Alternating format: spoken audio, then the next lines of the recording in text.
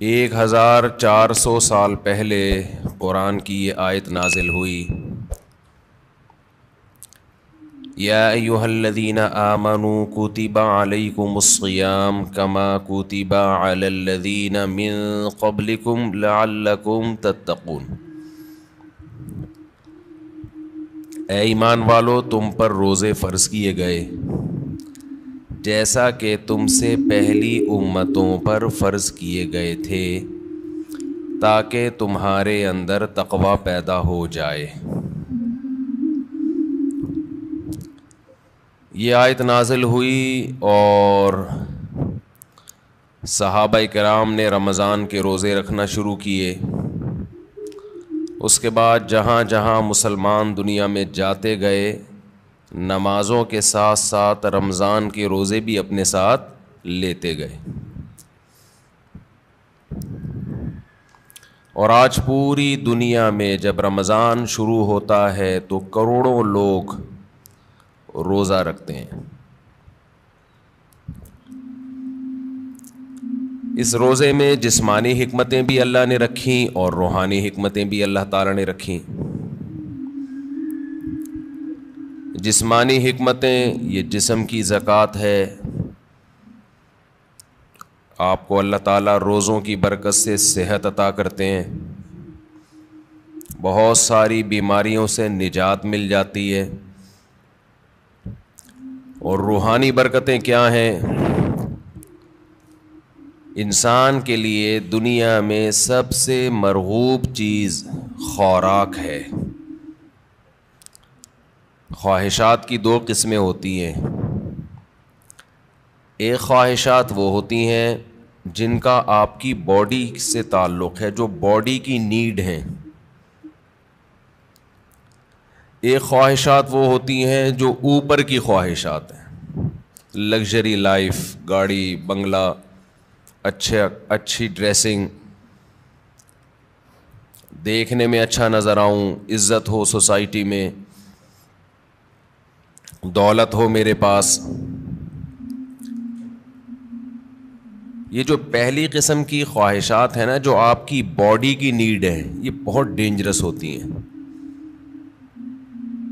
یہ 3 قسم کی خواہشات ہیں، ایک کھانے کی خواہش، پینے کی خواہش، اور ایک جنسی خواہش جسے کہا جاتا ہے، مرد اور عورت کی ایک دوسرے کی طرف اٹریکشن۔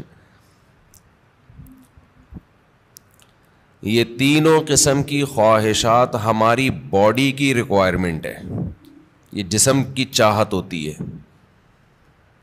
یہ خواہشات پوری نہ ہو تو ہماری باڈی متاثر ہونا شروع ہو جاتی ہے۔ اچھا، کچھ خواہشات ہوتی تو باڈی کی ہیں، وہ نیچرل نہیں ہیں۔ خواہشات تو سمجھ گئے نا کتنی قسم کی ہوتی ہیں؟ 2 قسم کی نا، ایک باڈی کی ریکوائرمنٹ، باڈی کی نیڈ، اور ایک باڈی کی نیڈ نہیں ہے، یعنی جسم کا تقاضا نہیں ہے، بلکہ وہ ہماری جسم سے ہٹ کے خواہشات ہوتی ہیں۔ جیسے لگژری لائف ہے نا، ہر آدمی چاہتا ہے میری لائف کیسی ہو، لیکن ایسا نہیں ہوتا کہ لگژری لائف کی آپ کے پیٹ کو کوئی بھوک لگ رہی ہو، وہ خواہش پوری نہیں کریں گے تو باڈی کو کوئی نقصان ہو رہا ہو۔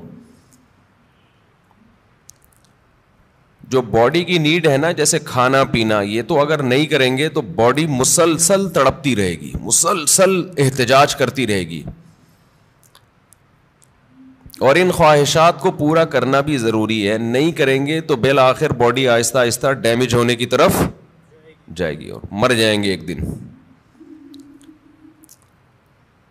آپ کو اگر گدا نہیں ملتا سونے کے لیے، اچھا، انہی باڈی کی خواہشات میں ایک نیند بھی ہے، ہم 4 قسم کی خواہشات شامل کر لیتے ہیں۔ نیند ہے، کھانا پینا، اور جس کو جنسی خواہش کہتے ہیں۔ یہ اتنی ڈینجرس ہوتی ہیں، جیسے نیند کی خواہش کو آپ دیکھ لو، اب گدے پہ سونا یہ باڈی کی نیڈ نہیں ہے، یہ کیا ہے، ایک لگژری لائف انسان گزارنا چاہتا ہے، اس کا تقاضا ہے کہ میرا گھر اچھا ہو، ایئر کنڈیشن روم ہو، اور ٹائلیں لگی ہوئی ہوں، اور فانوس لگے ہوئے ہوں۔ لیکن جب آپ کو نیند آئے گی تو جو گدے پہ سونے کے عادی ہیں ان کو فرش پہ نیند نہیں آئے گی. لیکن چونکہ نیند آپ کی باڈی کی نیڈ ہے, ایک وقت آئے گا کہ باڈی کہے گی میں نے سونا ہے سونا ہے سونا ہے سونا ہے, آپ کہیں گے میرے پاس سونے کے لیے گدا نہیں ہے, نہیں سو سکتا نہیں سو سکتا نہیں سو سکتا. بالآخر پھڈا ہوتے ہوتے جو باڈی کی نیڈ ہے نا وہ غالب آ جائے گی. لگژری جو آپ کی ایک چاہت ہے اس پہ باڈی غالب آ جائے گی آپ کی, اور آپ کانٹوں پہ بھی سو جاؤ گے. جس کو نیند نہ آتی ہو نا اس کو جاگنے دو, بول تو نہیں سوئے گا, دیکھو اس کا باپ بھی سوئے گا پھر, کیونکہ یہ خواہشات دماغ پر مسلط ہو جاتی ہیں. کیونکہ ضرورت ہے, نہیں تو مرے گا, نہیں سوئے گا تو کیا ہوگا. ایک ہفتہ کھائے پیے بغیر انسان زندہ رہ سکتا ہے, میڈیکل سائنس کہتی ہے. ایک ہفتہ سوئے بغیر زندہ نہیں رہ سکتا. اس لیے یہ اللہ مسلط کر دیتے ہیں کہ تیرا باپ بھی سوئے گا. تبھی آپ نے دیکھا ہوگا ڈرائیونگ کے دوران ڈرائیور سو جاتا ہے, حالانکہ اس کا سونے کا بالکل موڈ نہیں ہوتا, اور ایسا سوتا ہے کہ اپنے ساتھ سارے پیسنجر کو بھی ہمیشہ کے لیے سلا دیتا ہے. تو یہ چیزیں اللہ نے مسلط کی ہوئی, بھائی یہ تمہاری خواہش پہ نہیں ہے. ورنہ بڑے لوگ کہتے ہیں ہمارے پاس ٹائم نہیں ہے, اگلے مہینے ہم سوئیں گے, اس دفعہ ہمیں آفس کا بزنس کا کام ہے بہت.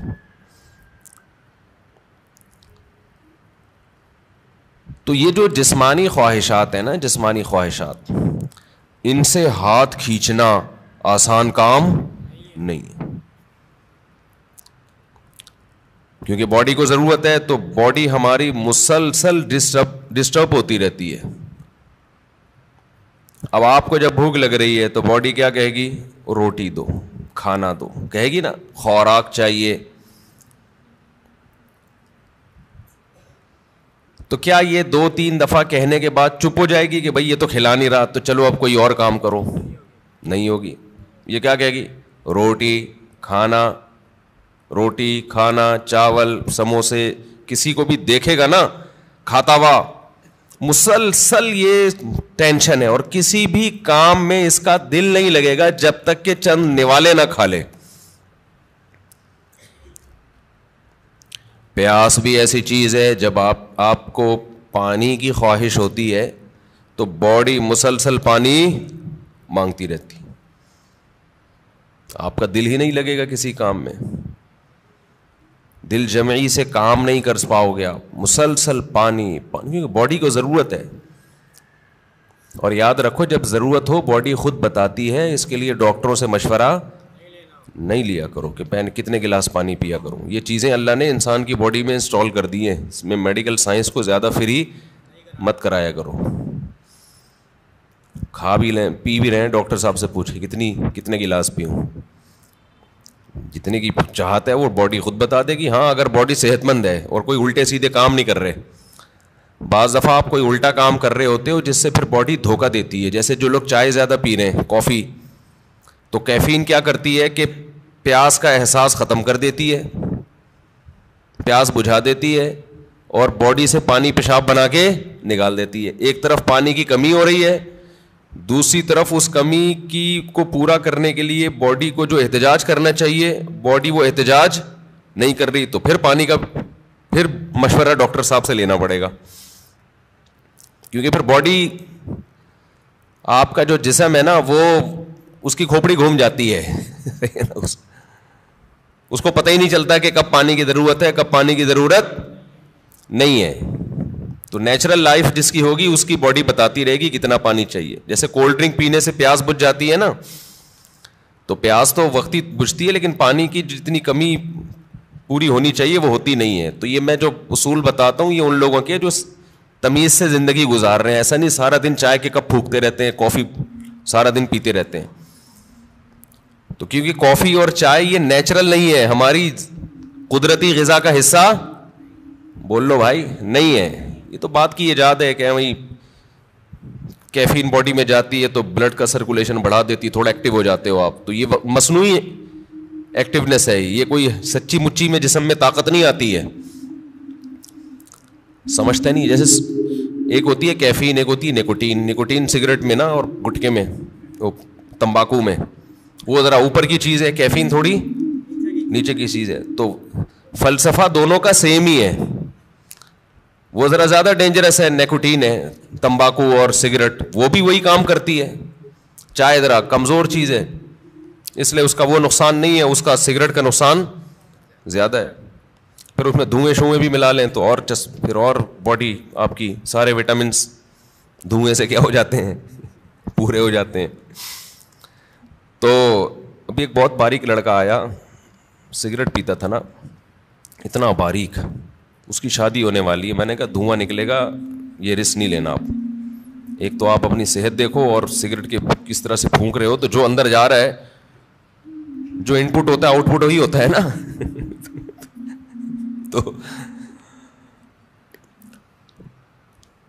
تو یہ جو ہے نا, یہ جو باڈی کی ریکوائرمنٹ نشہ ہے, نشہ یہ بن جاتا ہے, یہ اللہ نے بنایا نہیں ہے, یہ اس سے بھی زیادہ خطرناک ہے روٹی پانی سے. یعنی اس کو برداشت کرنا بہت ہی مشکل ہے.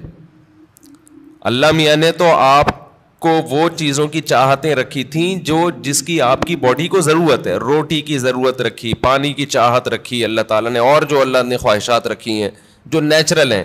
ہم نے کیا کیا, سگریٹ پی پی کے, دن میں 5-6 کپ کافیوں کے پی پی کے, اور پان گٹکے کھا کھا کے ہم نے اس سیٹنگ کو کیا کر دیا, خراب.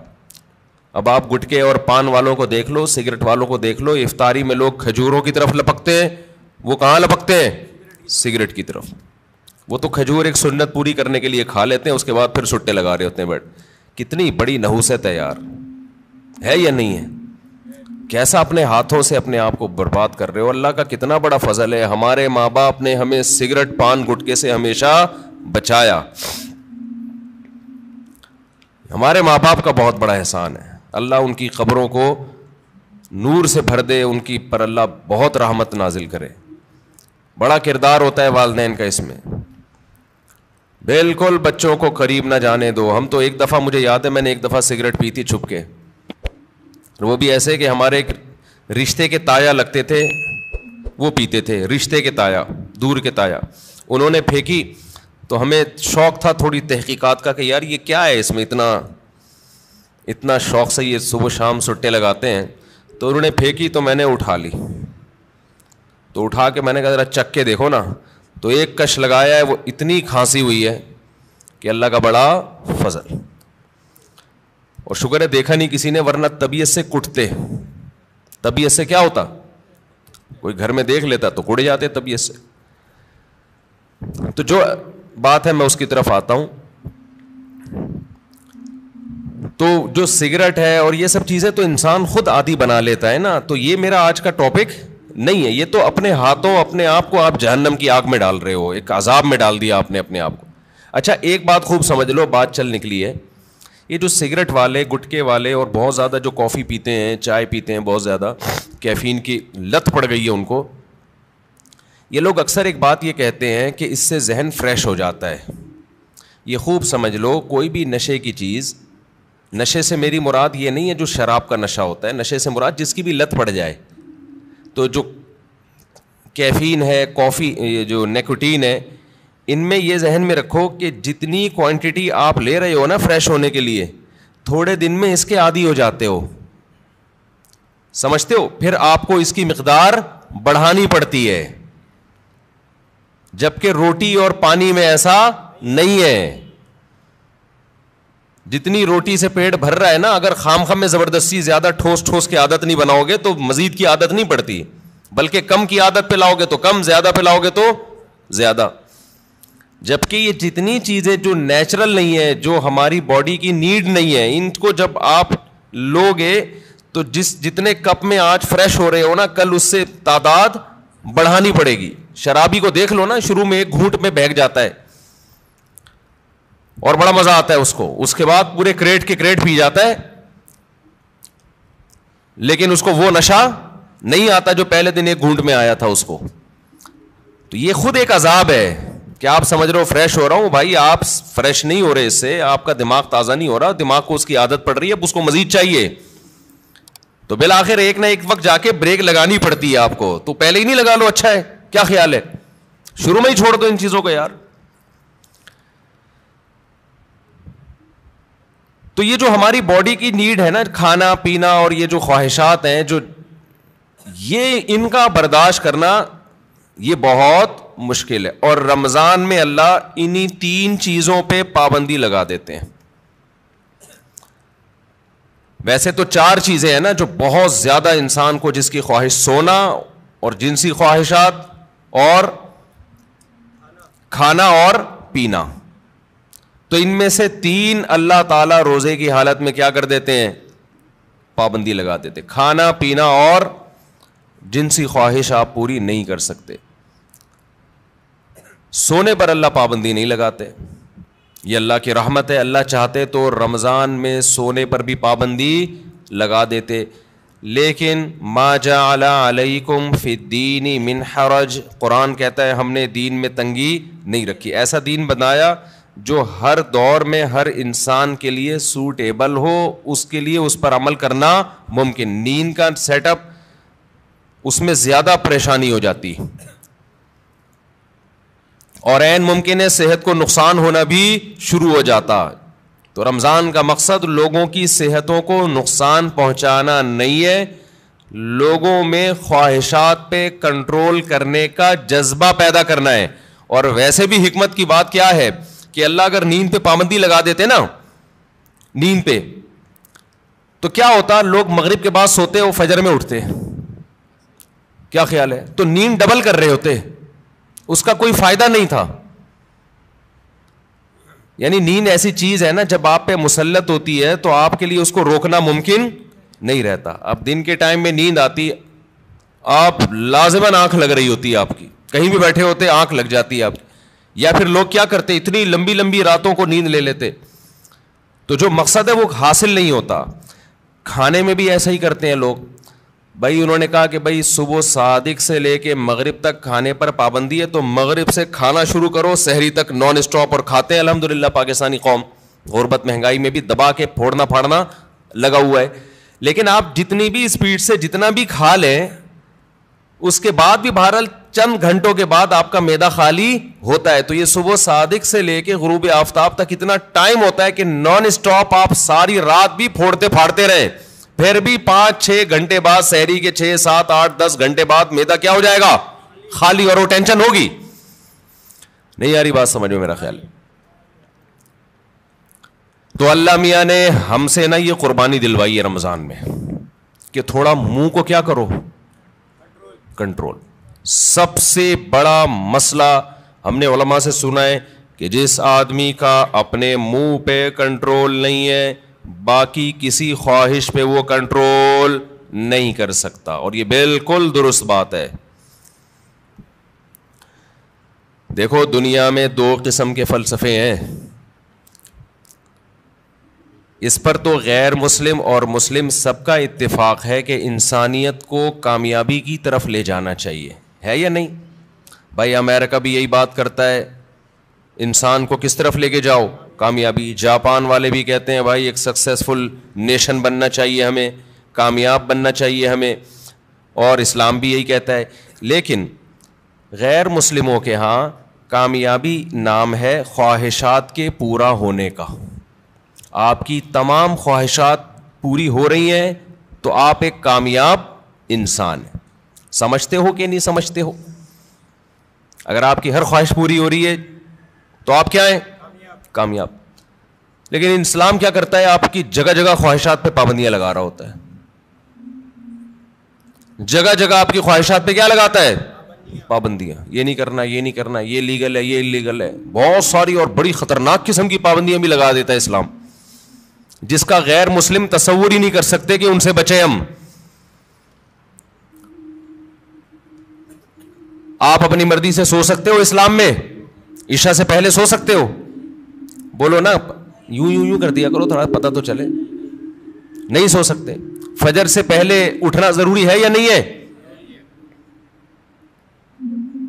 اب ایک آدمی کہہ رہا ہے یار میں سو رہا ہوں لمبا, بس 11 بجے اٹھوں گا. نہیں بھائی, آپ کو اسلام پابندی لگائے گا کہ آپ کو اپنی مرضی سے سونے کی اجازت نہیں, اٹھنا پڑے گا.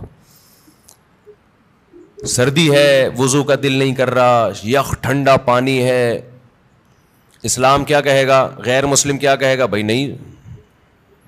نہیں اٹھو, یا اٹھ گئے ہو تو ہاتھ منہ مت دھو.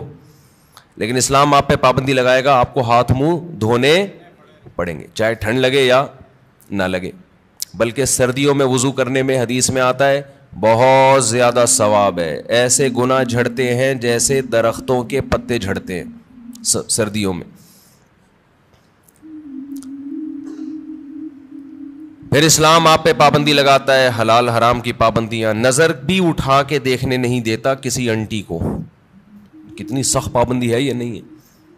گورا سوچ سکتا ہے اس پابندی, وہ تو نائٹ کلب میں جاتے ہیں, شراب پیتے ہیں, اور اسلام کہہ رہا ہے کہ نائٹ کلب جا کے زنا کرنا تو بہت ہی بڑا جرم ہے. لا تقربوا الزنا, قریب بھی نہیں پھٹکنا. کوئی انٹی جا رہی ہیں اس نیت سے دیکھ لوں کہ یار کیسی ہیں, یہ بھی آپ کے لیے کیا ہے, ناٹ الاؤڈ. اچھا, جو غیر مسلم لوگ ہیں ان کے یہاں کہ انسان کی ہر خواہش پوری ہو, وہ سمجھتے ہیں کہ یہ کامیابی ہے. حقیقت پتہ ہے کیا ہے, جس کی ہر خواہش پوری ہوتی ہے وہ ڈپریشن کا مریض بنتا ہے. یہ بات خوب اچھی طرح کھوپڑی میں بٹھا لو. جس کی ہر خواہش پوری ہوگی وہ کیا ہوگا, وہ اسٹریس اور ڈپریشن میں جائے گا. وجہ اس کی ہے کہ آپ کی ہر خواہش پوری ہو سکتی نہیں ہے. اگر ہو رہی ہے نا تو اس کا نتیجہ نکلے گا کہ آپ میں خواہشات پہ کنٹرول کرنے کی طاقت ختم. ایک اسٹیپ ایسا آتا ہے جہاں کوئی نہ کوئی خواہش آپ کو قربان کرنی پڑتی ہے. دنیا میں کوئی شخص, فرعون بھی ایسا نہیں گزرا کہ اس کی ہر خواہش دنیا میں پوری ہوئی ہو. ساری پوری ہو رہی تھی, موسیٰ علیہ السلام آ گئے, ایک دم دماغ کھٹکا نا اس کا, یہ کیا ہو گیا بھائی, یہ تو ہوتا ہے.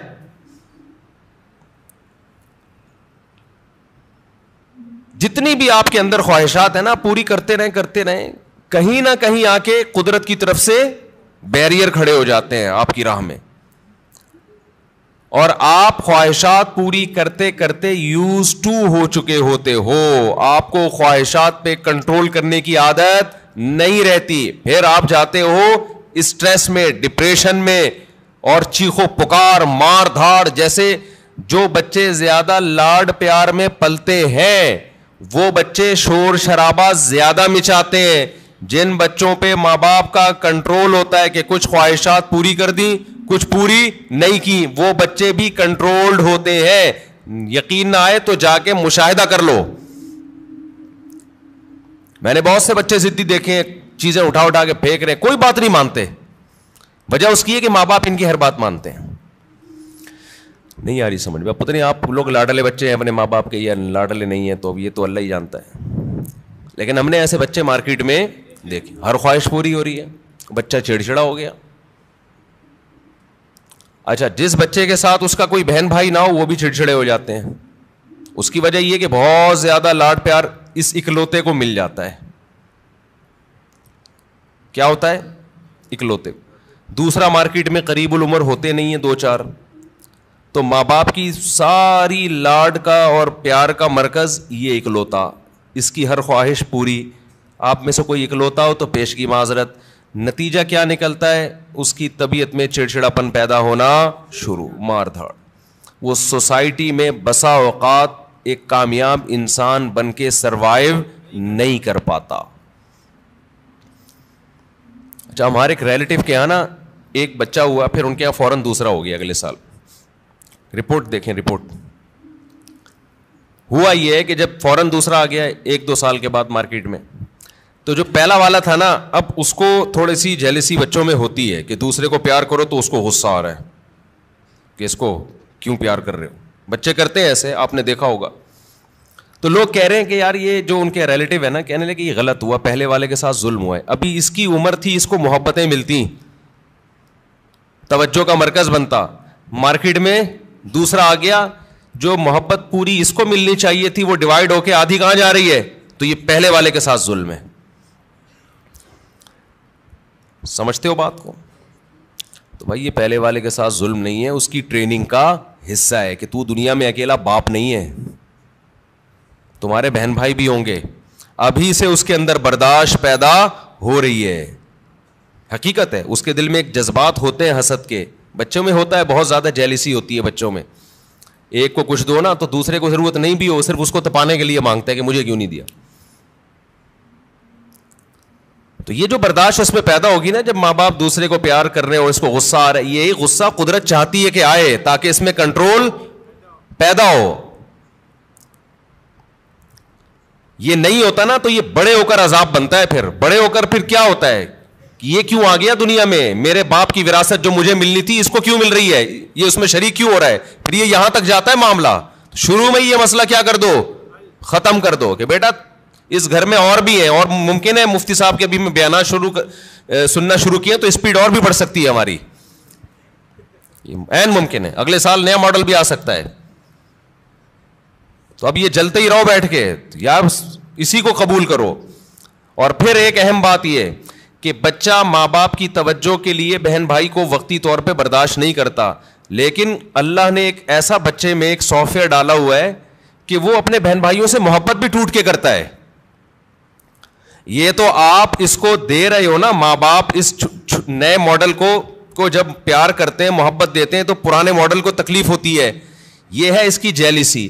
لیکن آپ ذرا کوئی تھرڈ پرسن اس نئے ماڈل کو ہاتھ اٹھا کے دیکھے, پرانا ماڈل آڑ بن کے کھڑا ہو جائے گا کہ میرا بھائی ہے, میری بہن ہے, تو کون ہوتا ہے ہاتھ اٹھانے والا.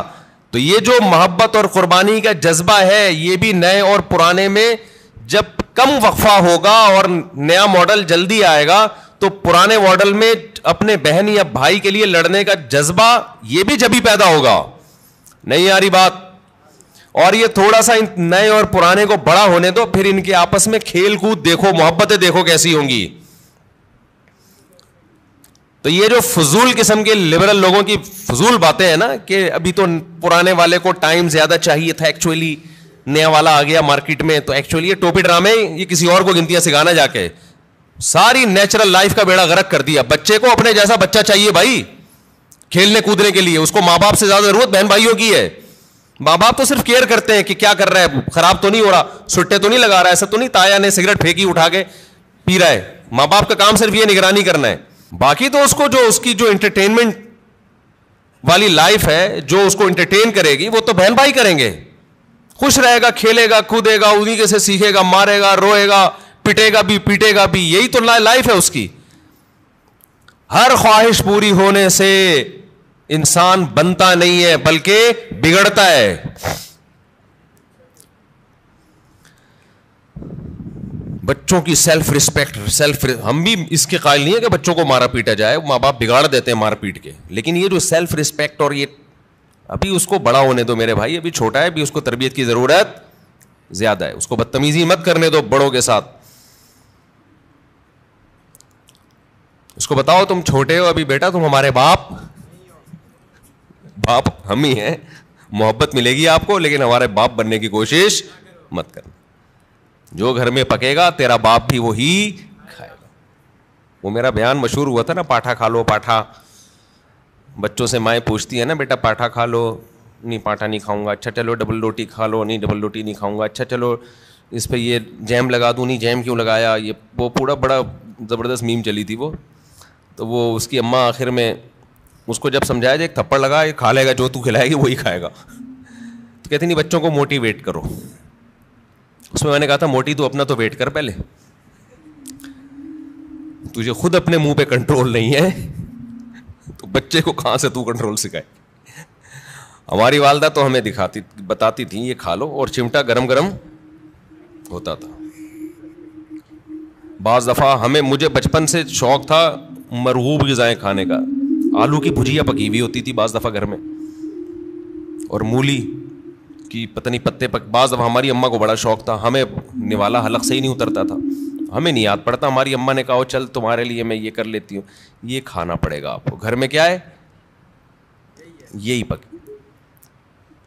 تو اب ہم نہیں غصہ کر سکتے تھے. ہماری اماں چمٹا دکھاتی تھی, چمٹا یہ لگے گا, لگاتی نہیں تھی لیکن ڈراتی تھی.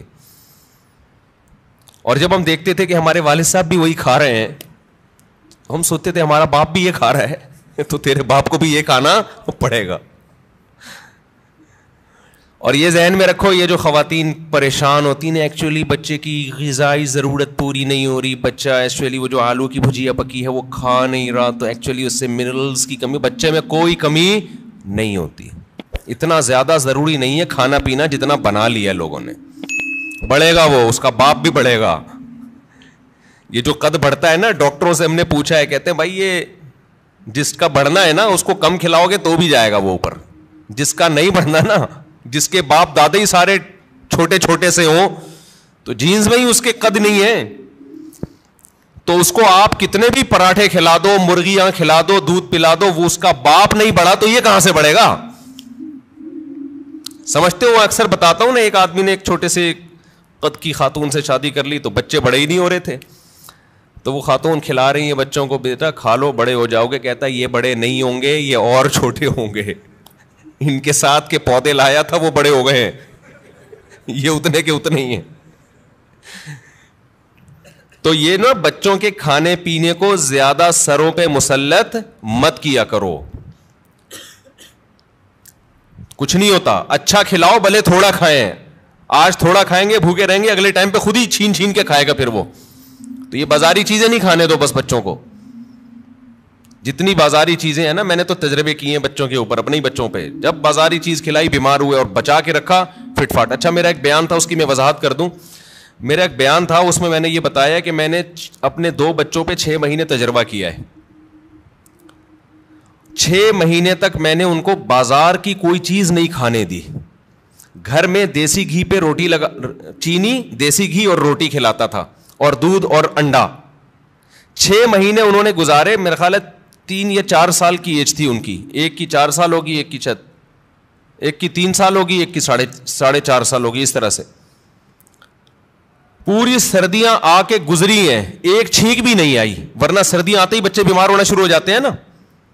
صرف کیا کھلایا ہے, دودھ, دیسی گھی, روٹی, چینی اور ہاف بوائل انڈا. بہترین تھے. اچھا جیسے ہی 6 مہینے گزرے ہیں, یعنی سردیاں آ کے بھی گزر گئی ہیں, ایک دن ہلکی سی کھانسی ہلکی سی ہوئی ہے تو یہ بنفشہ شہتوت گرم پانی میں ڈال کے 1 چمچ پلا دیا ان کو, وہ اس کے بعد وہ بھی نہیں ہوئی رات کو سونے سے پہلے نا. بہترین 6 مہینے گزارے انہوں نے, کوئی بیماری نہیں, کوئی چھینک نہیں, کچھ بھی نہیں. 6 مہینے کے بعد کیا ہوا ہے کہ کوئی ریلیٹو آئے, انہوں نے بسکٹ کھلا دیے اور اسی کے بعد طبیعت خراب ہو گئی. پہلے تو پیٹ خراب ہوا, پھر کسی نے کولڈ ڈرنک پلا دی, پھر یہ ہوا, پھر وہ وغیرہ وغیرہ وغیرہ. مجھے اندازہ ہو گیا کہ یہ جو بچوں کی صحت کا مسئلہ ہے نا, گھر کی چیزیں کھلاؤ گے تو ایک دم بہترین صحت رہے گی. اچھا اس پہ میرے کچھ لوگوں نے اعتراض کیا کہ لو بھائی مفتی صاحب چینی کھلا رہے ہیں بچے کو, چینی کون سی کوئی نیچرل ہے؟ نہیں آ رہی بات سمجھ میں, یعنی ہم چینی کھلائیں, چینی تو خود نقصان دہ ہے. تو یاد رکھیں میں نے کبھی نہیں کہا کہ چینی بہت فائدہ مند چیز ہے. میرا مقصد یہ ہے کہ ایک نقصان دہ چیز ہم نے کھلائی پھر بھی نقصان نہیں ہوا, باقی نقصان دہ چیزوں سے بچا لیا. ورنہ بہتر تو یہ کہ چینی نہ کھلائیں آپ. چینی کون سی کوئی آب زمزم تو دھلی ہوئی مخلوق ہے. نہیں آ رہی سب ان کی سمجھ میں بات نہیں آ رہی ہے بھائی. چینی جو ہے نا, چینی وہ خود بھی کوئی اچھی چیز نہیں ہے, لیکن ایک غلط چیز بھی کھلا دی, 20 غلط چیزوں سے بچا لیا, تو بھی اس کی اتنی برکتیں نظر آئی ہیں. تو اگر آپ اس سے بھی بچا لیں تو نور النارو, شہد کھلا دیں, گڑ کھلا دیں. سمجھتا ہے کہ نہیں سمجھتے ہو؟ تو بچوں کی لیکن کنٹرول کرنا پڑتا ہے بچے کو, بڑا اور زیادہ عرصہ نہیں, تھوڑے دن تک کنٹرول کرو گے تو پھر وہ عادی ہو جائے گا. تو میں یہ عرض کر رہا تھا کہ دنیا میں 2 نظریات ہیں. ایک یہ کہ انسان کی ہر خواہش پوری کی جائے تو اس سے وہ کامیاب ہوتا ہے, لیکن اسلام کیا کرتا ہے, جگہ جگہ خواہشات میں رکاوٹیں ڈالتا ہے. تو خوب سمجھ لیں, جس کی ہر خواہش پوری ہوتی ہے وہ کامیاب نہیں ہوتا, بلکہ وہ اسٹریس اور ڈپریشن کی طرف جاتا ہے. بالکل اس کی مثال ایسے ہے جیسے آپ جسم پہ جب ویٹ اٹھاتے ہو, جسم میں اپنی خواہش کے خلاف حرکت کرتے ہو تو جسم بیمار ہونے کے بجائے صحت مند ہوتا ہے. اور آپ جسم کی اپنی خواہشات پر عمل کرنا شروع کر دو, جسم چاہتا ہے بیٹھا رہوں نہ اٹھوں, آپ بیٹھے رہو نہ اٹھو. جسم چاہتا ہے دوڑوں نہیں, صرف چلوں, آپ نہ دوڑو چلو. پھر جسم چاہتا ہے چلو بھی نہیں, بیٹھے ہی رہو, سوتے ہی رہو. تو اس سے جسم کو کیا طاقت اور انرجی جمع ہو کے خوشحال زندگی ملے گی یا جسم کا بیڑا غرق ہو جائے گا؟ تو ایسے ہی یاد رکھو، انسان کی روح اس وقت خوش ہوتی ہے جب روح پہ بوجھ ڈالا جائے، روح باڈی بلڈنگ کرے، روح جاگنگ کرے، روح ویٹ اٹھائے، اور یہ ٹینشنوں کے ویٹ ہے جو روح اٹھاتی ہے. اگر یہ روح کی آپ ہر خواہش پوری کرنا شروع کر دیں گے تو جیسے باڈی کی ہر خواہش پوری کرنے سے باڈی کا بیڑا غرق، تو اسی طرح روح کی ہر خواہش پوری کرنے سے روح کا بیڑا غرق ہو جاتا ہے. سمجھ میں نہیں آ رہی میرا خیال ہے بات؟ تو اپنی خواہشات کے خلاف چلنا سیکھیں.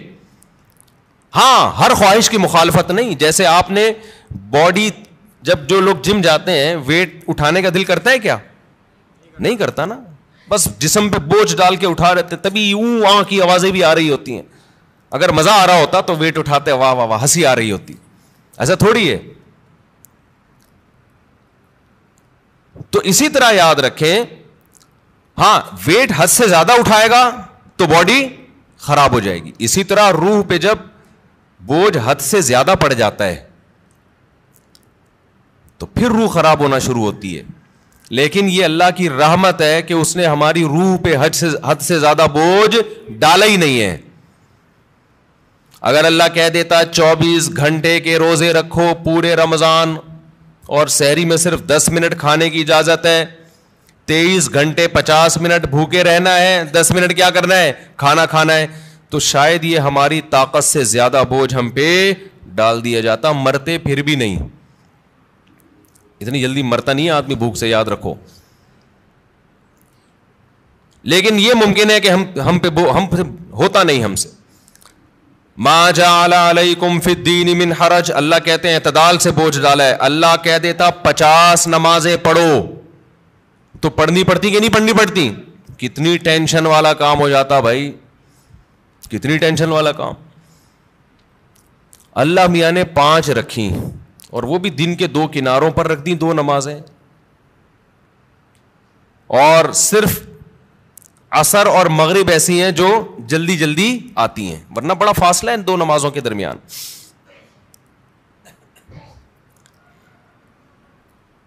اللہ میاں نے حکم دیا نظر کی حفاظت کرو، لیکن ساتھ میں نکاح کی ترغیب بھی دے دی. تو آسان کر دیا نا.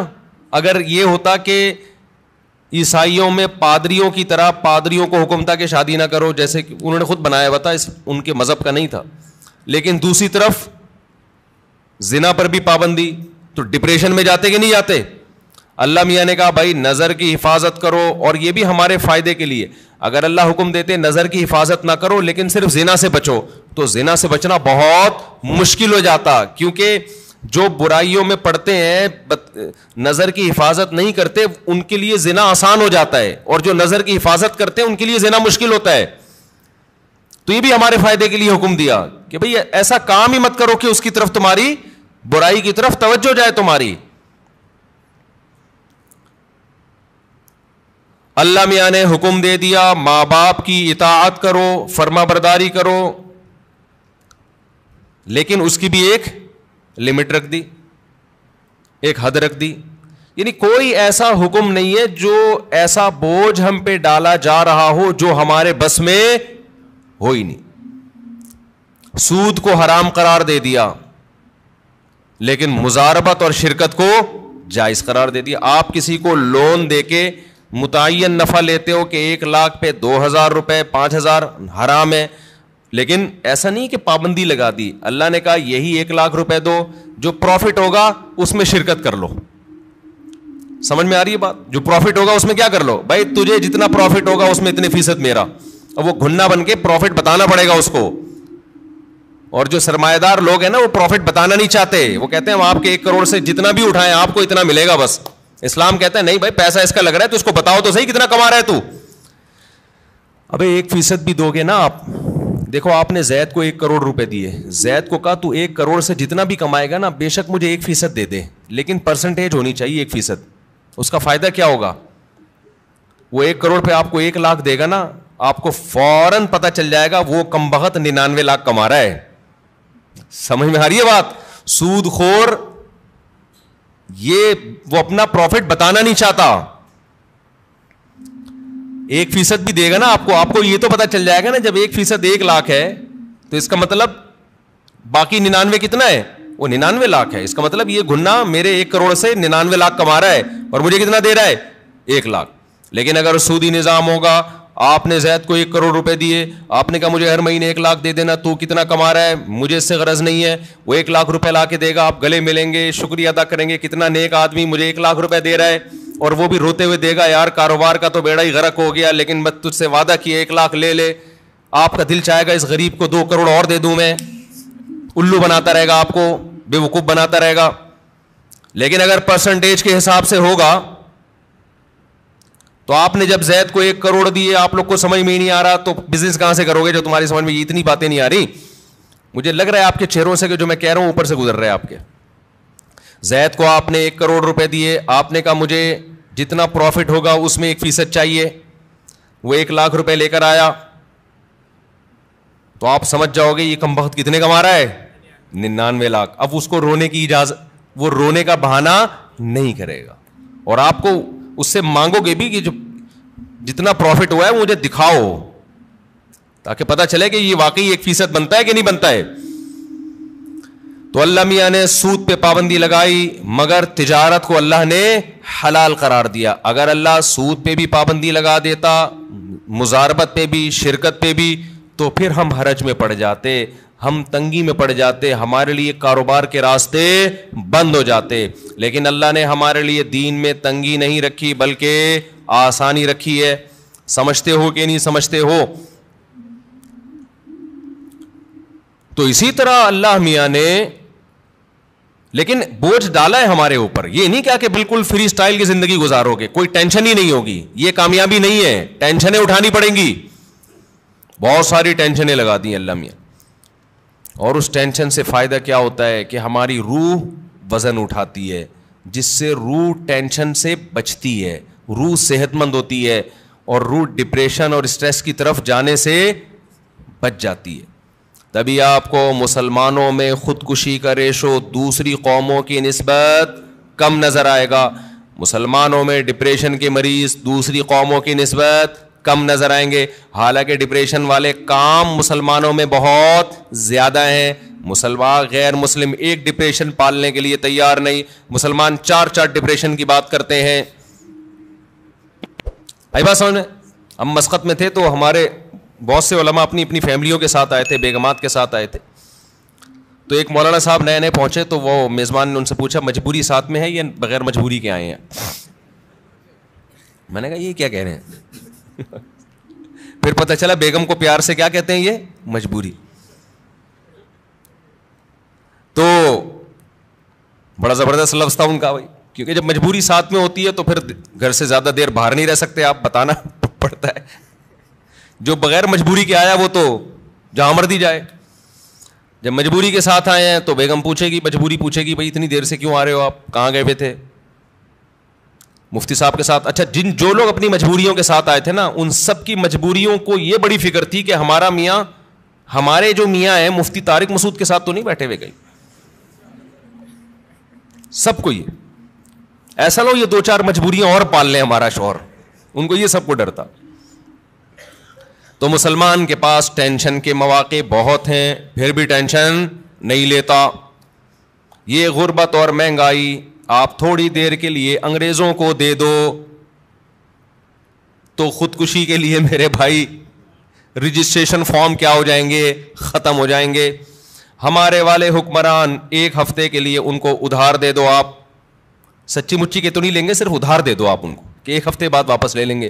1 ہفتے میں ایسا بیڑا غرق ہو جائے گا, کوئی کھمبا ان کا بجلی کا باقی نہیں بچا ہوگا. ان کے یہاں تو کھمبے ہوتے نہیں, انڈر گراؤنڈ ہی ہوتا ہے سب کچھ. یہ ہم ہیں, ٹھیک ہے نا. ڈالر کہاں سے کہاں پہنچ گیا, میں تو کبھی سوچتا ہوں تو تھوڑا ڈپریشن شروع ہو جاتی ہے, پھر میں سوچتا ہی نہیں کہ میں مریں گے تو ویسے ہی سب کیا ہو جائے گا, ختم. ہمارے تو اصل آخرت ہے نا. جو دیکھو دال پانی اللہ نے جو موٹی موٹی ضرورتیں وہ تو اللہ ویسے ہی پورے. اور پاکستان کا تو حال ایسا ہے کہ بچپن سے سنتے آ رہے ہیں کہ بینک کرپٹ ہونے جا رہا ہے. پاکستان کا ایسا اللہ کے ساتھ اللہ کا معاملہ ہے, بچپن سے مہنگائی بڑھ رہی ہے. مجھے یاد ہے وہ دور میں بہت چھوٹا تھا, روٹی 4 آنے کی ملتی تھی, 1 روپے کی 4 روٹیاں. جب 8 آنے کی ہوئی تو سب چیخ اٹھے کہ روٹی ڈبل ہو گئی بھائی, 1 روپے کی 4 روٹیوں کے بجائے اب 1 روپے کی کتنی ملیں گی؟ 2 روٹیاں. لوگ چیخ اٹھے تھے, مہنگائی بڑھ رہی ہے. پھوڑنا اسی حساب سے لگا ہوا تھا, اسی. پھر روٹی 1 روپے کی ہوئی, پھر 5 روپے کی ہوئی, پھر 10 روپے کی ہوئی, اب پتہ نہیں کتنے کی چل رہی, 35. استغفر اللہ. میرے یہاں مہمان آتے ہیں نا تو چائے منگواتا ہوں میں ہوٹل سے. اب ہمارے دماغ میں وہ چند سال پہلے کی چائے تھی, پتہ نہیں 10 روپے کا کپ تھا, 15 روپے کا کپ تھا. میری کھوپڑی میں وہی گھوم رہی ہے, مجھے کیا پتا اتنی اسپیڈ سے حساب خراب ہو گیا. مہمان آ رہے ہیں, لے آ یار 4 چائے لے آ, 5 چائے لے آ.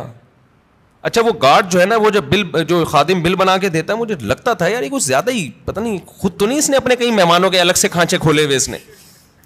ایک دن میں نے کہا یار اتنے تو مہمان میرے نہیں آئے جتنے تم بل بنا رہے ہو. اس نے کہا استاد جی 60 روپے کا کپ ہے چائے کا, 60 روپے. ابے میں نے کہا اتنے کا تو کپ نہیں آتا جس میں چائے ڈالی جا رہی ہے. تو مجھے تو خیال ہوا میں نوٹس لگا دوں کہ مہمان لوگ اپنی چائے اپنے ساتھ لے کے آئیں گے. بھائی یہ کوئی مذاق تھوڑی ہے یار, ملنے بھی ہم سے آؤ, چائے بھی کون پلائے, کام بھی تمہارا ہو, چائے ہم پلائیں. خیر اتنا بھی ایسا نہیں ہے, انشاءاللہ پلا دیں گے. لیکن یہ کہ یہ ہے تو فکر کی بات نا. لیکن نہ چائے والوں کی چائے رک رہی ہے, نہ نلی نہاری کی سیل میں کمی آ رہی ہے, نہ برگر بکنے میں کمی, نہ KFC والوں کے ہاں رش میں کمی. میں تو لوگوں پہ حیران ہوتا ہوں, لوگ بات کر رہے ہوتے ہیں نا میرے سامنے, دوست احباب بھی, یار مفتی صاحب مہنگائی نے کمر, ایسے کھجا رہے ہوتے ہیں, مہنگائی نے کمر توڑ دی یار, اتنا مہنگا ہو گیا کھانا, اب تو روٹی خریدنے کی طاقت ختم ہو گئی. پھر تھوڑی دیر چلے یار نہاری کھانے چلتے ہیں ذرا, چلے مجھ صاحب نلی نہاری کا پروگرام ہو جائے. یہ ہر ایک کا حال ہے. ایسا لگتا ہے کہ اتنی کرپشن اور اتنی مہنگائی کے باوجود برکت کہاں ہے؟ وہ بھی اللہ نے ہمیں ہی دی ہے. لوگوں کے چہرے کھلے ہوئے ہیں ماشاءاللہ, پیٹ بھرے ہوئے ہیں. ہوٹل کے باہر جاؤ ایسا لگتا ہے فری میں بانٹ رہا ہے, پاؤں رکھنے کی جگہ نہیں ہے. مہنگے سے مہنگے ہوٹل جاؤ وہاں بھی یہی حال ہے. میں نہیں کہہ رہا کہ جو غریب ہیں وہ ختم ہو گئے ہیں, نہ, جو بیچارے سفید پوش غریب ہیں ان کے گھروں کے حالات بہت خطرناک ہیں. لیکن اللہ کا شکر ہے ان حالات میں بھی بہت سو کو اللہ بہت اچھا کھلا رہا ہے. تو بھائی مسافر خانہ ہے نا یار, اور کیا کرنا ہے, کھا پی لو, سونے کی جگہ مل گئی, مہنگائی گئی تیل لینے, ٹھیک ہے نا. ہماری زندگی کا جتنا کوٹا ہے ہمارے مرنے سے پہلے انشاءاللہ ہم پورا کر کے جائیں گے. اگلی نسل کا بیڑا غرق ہوگا, وہ اگلی نسل جانے, وہ ہمیں کیوں بھائی, اللہ اس کو بھی کھلا دے گا. پھر اگلی نسل کا کام ہے کہ وہ ووٹ اچھے لوگوں کو دے. ہم تو اس نسل کو بھگت رہے ہیں. ہم نے اتنے بڑے بڑے جرم کیے, ایسے ایسے حکمرانوں کو اپنے اوپر مسلط کیا, پھر بھی اللہ ہمیں کھلا رہا ہے. شاید اگلی نسل یہ جرم نہ کرے تو ان کو تو اور اچھا کھلائے گا اللہ تعالیٰ. یعنی ایسا لگ رہا ہے اللہ ہمارے گناہوں کو بھی اتنی سزا نہیں دے رہا جتنی بنتی ہے, ورنہ تو ہم لوگ کی حرکتیں ہیں نا اس کے حساب سے سزا بہت زیادہ بنتی ہے ہماری. کہ اسلام کی برکت ہے, اللہ کا نام لیتے ہیں اس کی برکت ہے, کہ پھر بھی اتنی ٹینشنوں میں بھی ٹینشن میں نہیں جا رہے, اتنی مجبوریاں اس کے بعد بھی ٹینشن میں نہیں جا رہے. اور یہاں سوسائٹی پہ, ریاست پہ بوجھ نہیں ہوتا عوام کا, بوجھ ہوتا ہے گھر کے سربراہ پہ. یورپ امریکہ میں آپ کی بیگم کو کھلانا اسٹیٹ کی ذمہ داری ہے, آپ کی ذمہ داری نہیں ہے. آپ کے بچوں کو کھلانا اسٹیٹ کی ذمہ داری ہے, آپ کی ذمہ داری نہیں ہے. حتیٰ کہ آپ کے پاس پیسے نہیں ہیں تو بھی اسٹیٹ کی ذمہ داری ہے آپ کو کھلانا. یہاں ساری ذمہ داریاں اسلام نے مرد کے کندھوں پہ ڈالی ہیں. بیگم کو کھلانا, ماں باپ کو کھلانا, اولاد کو کھلانا. اس کے باوجود بھی یہ بیچارہ ڈپریشن میں نہیں جاتا, جانا چاہیے تھا, جا نہیں رہا ہے. تو یہ کس کی برکت ہے بھائی؟ یہ دین کی برکت ہے, اللہ پہ اعتماد توکل ہے. تو اپنے اوپر بوجھ ڈالو گے تو اللہ خوشیاں دے گا. وہ بوجھ کیا ہے؟ نماز کا بوجھ ڈالو, رشتہ داروں کے حقوق ادا کرنے کا بوجھ ڈالو, ذمہ داری اٹھاؤ گھر کی, بھائی میری ذمہ ان کو کھلانا. غریبوں کا بوجھ ڈالو اپنے اوپر, غربا اور مساکین کا پیٹ بھرنا کس کی ذمہ داری ہے؟ میری. ہر آدمی کیا سوچے کس کی ذمہ داری ہے؟ میری ذمہ داری ہے. روح پہ جتنا بوجھ ڈالیں گے, روزہ رکھنا یہ کس کی ذمہ داری ہے؟ یہ میری, مجھے رکھنا پڑے گا.